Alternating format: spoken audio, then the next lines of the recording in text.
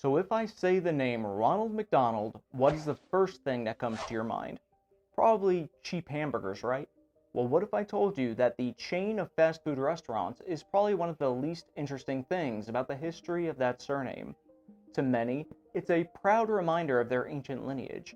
To others, it's a name of diplomacy and ties to the New World. And others still, it's just a character on that Danny DeVito show that went from fat to gay really quickly. But regardless of what it brings to mind, the name has a diverse and sometimes sordid history that dates back all the way to the late Middle Ages. And today, we're going to discuss what it means to be a McDonald, and some of the lesser known Ronald McDonalds, and at least one of which I promise the fast food chain definitely does not want to be associated with.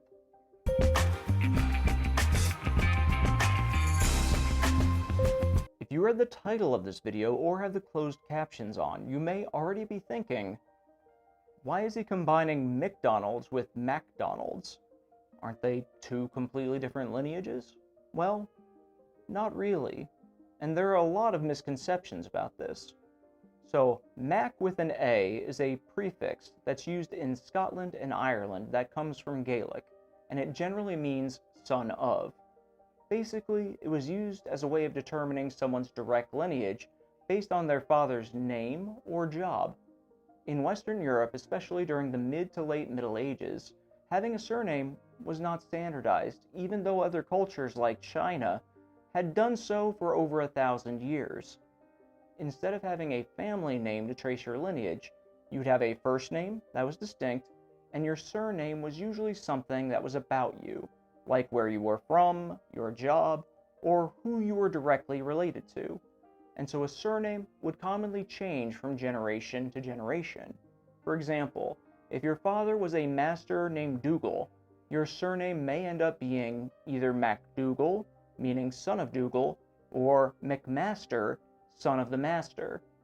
But if you had a son, they wouldn't be a McMaster or McDougal because you are not a master and your first name's not Dougal. This naming convention was popular in both Scotland and Ireland, and it was so common that it would often be abbreviated by dropping the A. So Mac became Mick, and the two were used interchangeably. Sometimes it would be shortened even further to just M apostrophe. Since they were seen as the same, some library systems even group names starting with Mick together with Mac when sorting things alphabetically. Even when having standard surnames started becoming common, it was normal to have the names written both ways or even change from one generation to another, where one person would have a Mac last name and their son might have a Mick last name. And we'll even see an example of this later in this video. It's a common misconception that Mick is Irish and Mac is Scottish, or that it has to do with what religion the person followed, but in reality, they were completely interchangeable, and one was just an abbreviation, and both were and are still used in both regions today. The only difference is in modern history, changing between the two has fallen out of favor due to the confusion it can cause with modern record keeping. This begs the question, if the surname McDonald means son of Donald, was there an original Donald that all Mac and McDonalds are related to? Astonishingly, yes. There was a Donald, and also yes, the vast majority of people who come from a family lineage with the surname Mick or MacDonald can directly trace their family back to either him or another early member of one of the MacDonald clans. I'm not going to dwell too much on him because not much is known for sure, and many details seem to be more based on legend than reality. But his name was Donald McRomnell, and he was born in Ireland around 1200. Now, if you've been paying attention so far, you may have noticed that Donald's surname is MacRomnell, meaning son of Ronald. The names are written close to their Gaelic equivalent, but if you anglicize them, the names would be Donald for his first name, and his surname would be equivalent to either Reginald or Ronald. Yes, that's right, the original Donald that all McDonald's come from had an original name basically of Donald McRonald, which is pretty crazy to think about. So why is this Donald so special, and why didn't the surname change with the next generation like it did with him? Well, as it just so happens, this was around the same time in this part of Western Europe where people started keeping the same surname throughout their family lineage, and it wasn't just due to random chance, but the transition made natural sense. Power was being consolidated by feudal lords and their families. Laws, taxes, record-keeping, they were all becoming more standardized and important to the commoners, and so adopting a family surname was advantageous to everyone. And because they did well, many different local MacDonald clans developed in both countries, with the clan name including the local territory that they governed. These clans grew and prospered for hundreds of years, cementing the MacDonald name and legacy in Irish and Scottish history. One of the most notable and tragic events happened to Clan MacDonald of Glencoe, whose territory was in the Scottish Highlands. In February of 1692, the Scottish government killed about 30 members of the clan in what is now known as the Massacre of Glencoe. To simplify the whole conflict, the local clans agreed to swear loyalty to the new monarch William and his wife Mary for a payment of £12,000, which is about £2.2 million today. But in that agreement, there were no provisions as to how the amount would be split among the clans, and since that couldn't be resolved easily, the clans delayed swearing loyalty until it was settled. To show that there would be consequences for doing this, the government decided to pick a group to make an example of, and they picked the MacDonalds of Glencoe. Partially because they had a reputation for lawlessness, and so they thought they would be an easy political target that wouldn't rile up many if they were killed. This wasn't great, but this kind of politically driven slaughter of a group wasn't too abnormal for the time. But what really made the government look bad was how they approached it. You see, recent law changes created protections for people when someone was offered hospitality, and that in exchange for hospitality, they wouldn't be killed in cold blood, and that would be considered treason. This applied here because the attack was prepared on the guise of quartering troops at their location. This allowed the troops to surround the Glencoe area without raising a lot of suspicion. This was deemed necessary due to the fact that without the element of surprise, it was worried that many of the Glencoe MacDonalds might be able to escape. Exchanging quarter for troops was seen as offering hospitality, and thus the MacDonald clan members should have been protected from being murdered, which you think wouldn't be a very big ask, but before these new laws were put into effect, repercussions for massacring your own people weren't very common.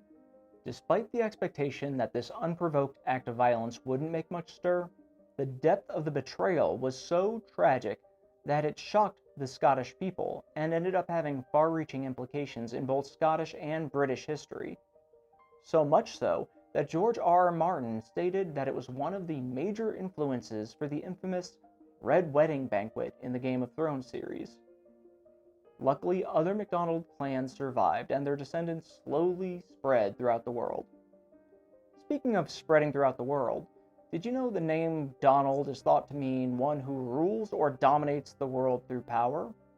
Now, I could use this lazy transition to shift the discussion into talking about Donald Trump, but instead, I'm going to use it to bring up the world-famous hamburger chain. Given this origin, the name McDonald's seems eerily fitting for what the company has become internationally.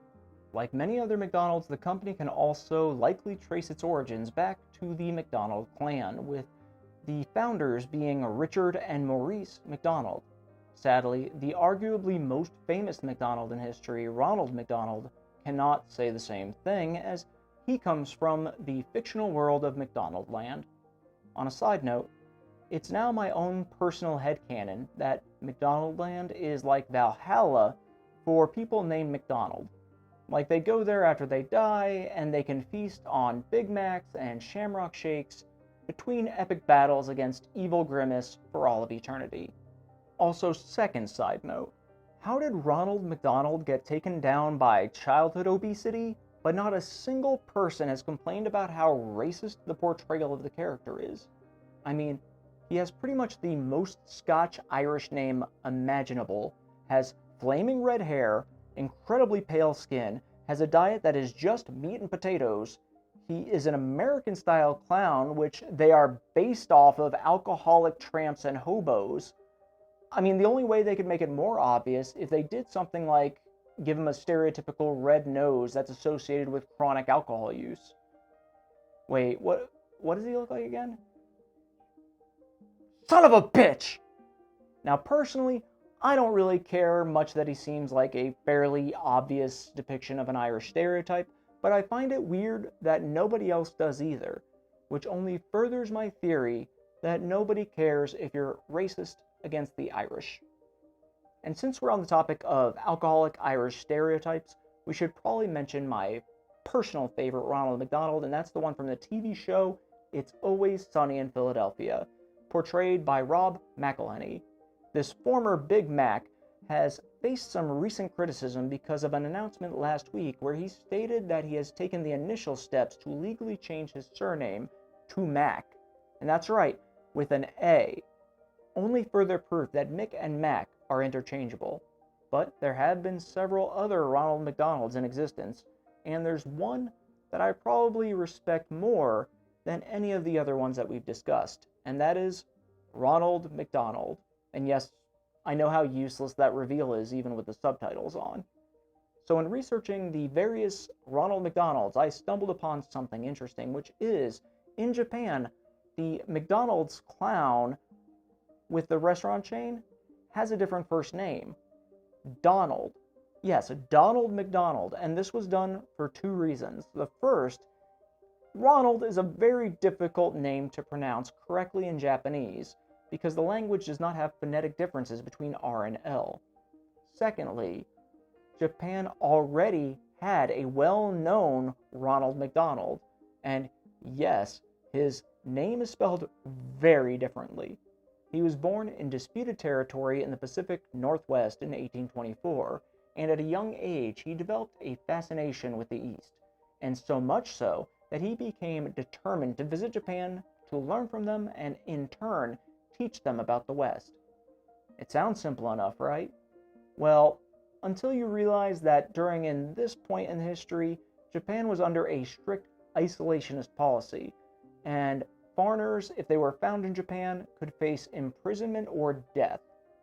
To get around this, he hatched a plan where he would have another ship drop him off near the coast of Japan in a very small boat, and then he would pretend that he was shipwrecked.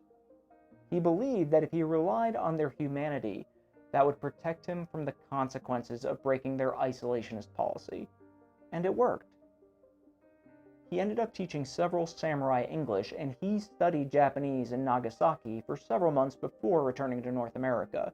After returning, he wrote to Congress to notify them of all the good qualities that the Japanese people had, and later these students that he taught ended up being instrumental in the legendary negotiations between Japan and Commodore Perry, who I have pictured here. Also, take note that he spelled his last name M-A-C, but his father seemed to prefer the MC spelling. In addition, you can visit his grave that lists his last name as M-A-C, but the cemetery where he lies in Washington State that is named after him is spelled MC. So yeah, you would think if the distinction between the two was important, that they probably would have double-checked when they named the cemetery after him. You know, unless it's just a cemetery specifically reserved for Ronald McDonald's. Now, to be fair, if I'm going to talk about a Ronald McDonald to be proud of, I gotta balance things out by giving equal time to a Ronald McDonald that the fast food chain probably doesn't want to be associated with, despite both having a fondness for children. Ronald McDonald, or to be more specific, which I think is fairly justified here, Ronald Carroll McDonald, born in 1926, was convicted of serial charges of something I can't say on YouTube with children, and was sentenced to 26.5 years in prison. And if you feel uncomfortable now, guess what? It's going to get a lot worse. You see, he would lure the children through the access he got from volunteering as a babysitter for his church and from playing Santa Claus, both at a local shopping center and during the holidays, and on a volunteer basis 6 days a week year-round in hospitals around the Seattle area for over 25 years. After his arrest, he confessed to abusing between 45 and 70 children in total. Many who knew him were shocked when they heard the news, noting that he was always known for being in good spirits. It's tragic to think about, but does nobody question what's going on here or what his motivations are? The term year-round Santa alone should be enough to put you in a government database. I guess I'm just cynical, but if that's what it's like to be Santa, I'd much rather be the Grinch. Ronald McDonald died on August 7th, 2011. Strangely enough, in the state of Washington, just like Ronald McDonald did over 117 years earlier. We can only hope that he wasn't also buried in the Ronald McDonald Cemetery, but if he does end up in that great big MacDonald land in the sky, our only solace is that the Aussie footballer Ron McDonald and the second Boston Marathon runner Ronald McDonald are likely only going to stop beating him to catch their breaths and to taunt him by asking, "Would you like fries with that?" I'm Frank Ciopatini with Servetti Software, and I'll see you in the next one. Servetti helps services run better. For a demo or free trial, email frank@servetti.com or leave a comment.